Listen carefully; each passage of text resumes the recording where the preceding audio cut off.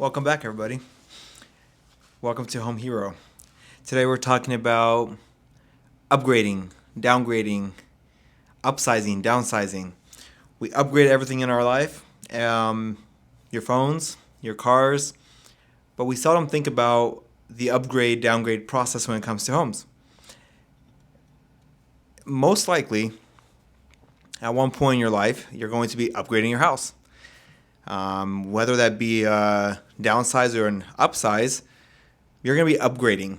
Or maybe you're going to be downgrading because you have to sell your home and it's too big. Or maybe you've outgrown your home. All those questions. We're going to be talking about that today.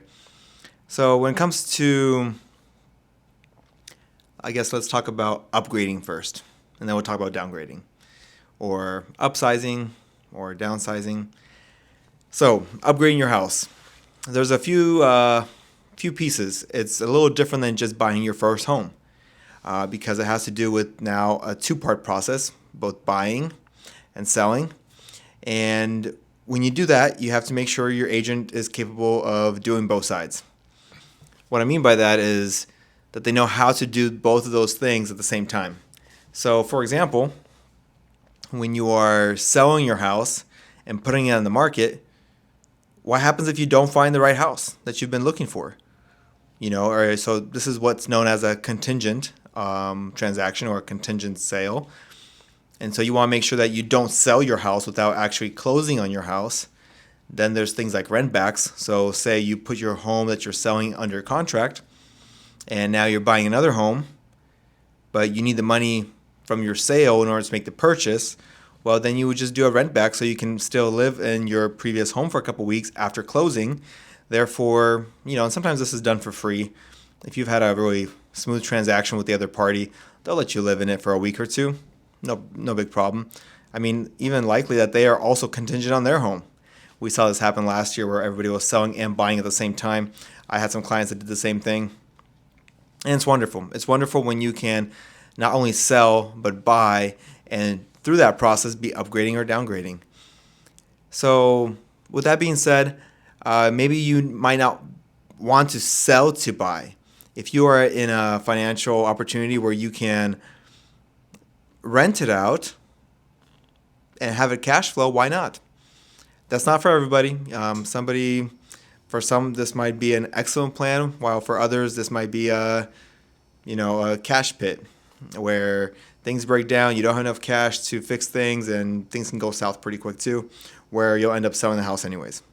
Or perhaps the market's changing and you should sell now versus wait for another bull run or whatever, So that's in terms of being contingent on both sides. Now, when it comes to the conversation of upgrading, what are you upgrading to? A lot of people who upgrade their house or upsize in their house is because they need more space, or they realize that their first home, which was their forever home at one point, ended up being their starter home. It will end up being their first home. And I'm living in our first house for about 7 years now, but we only intended to live in it for 3 to 4 years and then upgrade. So sometimes needs change and you don't outgrow it as soon as you thought you would. And perhaps the market conditions have a little effect on that too. So all those things come into play when we talk about upgrading. When we talk about upgrading, what does that take? You as now a new buyer on the market, what does this take to make it happen? So one thing you really want to do, so when you talk about upgrading, and say you're moving into a larger home, we're going to talk about area in a second, but you're talking about moving into a larger home, well, your current furniture might not fit your new home. It might fit just fine if you're talking about maybe a 500 square foot difference, but even then, some rooms might look really small with your current furniture. So that's something to consider, but don't rush the process. Especially don't buy and get loans or use your credit card when you're buying. That will definitely mess up your approval after you get your pre-approval. So don't do any kind of credit card purchases, credit line pools, equity, all that. None of that until you talk to your lender after you get your pre-approval to purchase your new home. That's just a side note. Some horror stories there. But we're talking about the new place, the space is something you really got to consider. Will your furniture work? And if it does, great. And if it doesn't, just worry about it afterwards. Move it all over. Perhaps you have extra stuff that you know that's not going to be used. Put it on OfferUp, put it on Facebook Marketplace. A lot of times the furniture is a little harder to sell. If you're really trying to get rid of it, then just price it right and just let it go. And buy some new stuff for your new home. And when it comes to when we're talking about upgrading, perhaps the area, that's something to consider. How far out are you moving now? Are you staying in the same city? Are you staying an hour away from your current place? To the location you are upgrading, don't just think about the house, but think about the city. Think about the things you'll be doing with your family around that city. How close are you to things like church or groceries or malls? It really depends on you as a buyer and what kind of family you have. If you guys have kids and you guys are busy with activities, you may want to consider area before you consider home. And so it's not just the house. When you're upgrading, you're really upgrading your life. Upgrade your house, upgrade your life. Maybe that's what I'll name this video. But we really don't think about all these things until sometimes we make the transition, and then we're like, wait, this is not what I wanted. I've seen this happen quite a bit with people moving into an area and then realizing it was too far from work. And luckily that wasn't my client. But I did see that, and I do see that. And so this is just a fair warning. Be cautious on all the different factors when you're upgrading your house. Another thing to think about is the actual house itself, right? So are you going to need to upgrade or update things in your new home? Then all that, is a byproduct. You might be okay with older appliances. But definitely one big tip that I'm going to say is have a good rainy day fund as you make the transition. Don't use all your money upgrading to this house that you can't afford, or it's a big amount of your income that's going towards the mortgage, because you can shoot yourself in the foot and think you're doing fine, and it's pretty quick that you're going to start losing equity and lose your house if you're out of the job for, say, 6 months. So do think about that. Biggest tip is don't upgrade into something that is taking a lot of your income. Let's talk about a little bit about downgrading. Sometimes there are seasons in our lives where we have to downgrade. Maybe you've had a really nice house. Perhaps it's even gone up in value quite a bit over these last 4 or 5 years. And, you need the finances in other areas of your life. Maybe it's to, reach a new goal and perhaps start a rental or start a business, or maybe it's debt, or maybe it's medical issues, or maybe it could be a lot of different things. And perhaps you don't want to go to rent. You can sell your house, make some really good money off that sale, downgrade into a smaller home until you work things out, until you work your other areas of your life out and reach those goals. So downgrading shouldn't be looked down upon. Downgrade, down upon, play on words there. But that may be you, and that may be your situation. This is common in divorces, where you used to have a house together, but now through a divorce, someone is either left with the house and it's too much for them, or perhaps you're splitting the profit and walking away and have to downgrade into a smaller home until you figure things out. That's a legitimate scenario. Thinking of all the other scenarios, I could have written all this down, but I just wanted to free talk with you guys, make it a little bit more personal. Downsizing and upsizing is something we don't think about, but it's crazy how much stuff we accumulate over the years. I know the garages aren't even used for cars anymore. There are storage units, and perhaps you might have a shed full of stuff, and then you have another storage unit full of stuff.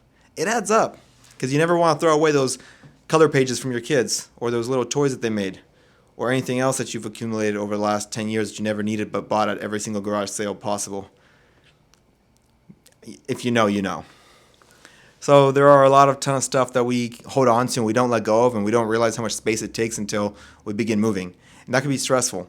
Now, one thing to think about are your agent resources. For example, I work with a local delivery and moving company, PNW Moving and Delivery. And they do an amazing job moving all your stuff from disassembly to assembly, from just moving it to dropping it off, you name it. They do it all. So consider a moving company when you're upgrading or downgrading. Why? Because it takes care of a lot of your stress. Now, if you don't have a lot of stuff, perhaps you could do it yourself, rent a U-Haul. But what if you have a nice piano? What if you have heavy things? What if you don't have the time to worry about all that and then keep going back and forth to move things? They can be extremely convenient. Why do it yourself when you're making money and staying busy making more than what you'll pay for moving? I mean, something to think about, what we do with our time, and perhaps you enjoy doing it yourself, but do consider that as an option when you're upgrading or downgrading. There's a ton of things to really think about, but those are the major key points I wanted you guys to think about, especially this is true especially when we have a change in our family, seasons of family. For example, when you start growing a bigger family and you have 3 kids instead of 1 kid, or perhaps now the kids are off to college and you're left there by yourself with your spouse and the house is just too big for you guys. Perhaps it's fine, but maybe you've been considering to have a little cozy cottage house on a hill, something we don't think about, but there's a ton of little things involved in this process. And one of the biggest stress factors is making it simultaneous, where you're just selling and buying at the same time. And that can be stressful, but really there's a legal agent form for everything, kid you not, to make it smooth. There are so many addendums we can use to make it all super smooth, to make sure you can sell and buy at the same time, making it all happen pretty easy without stress.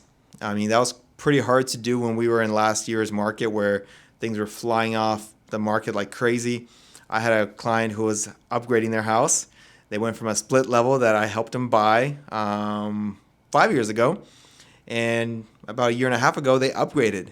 They got into a different area, closer to everything for them, a nicer home with a big yard,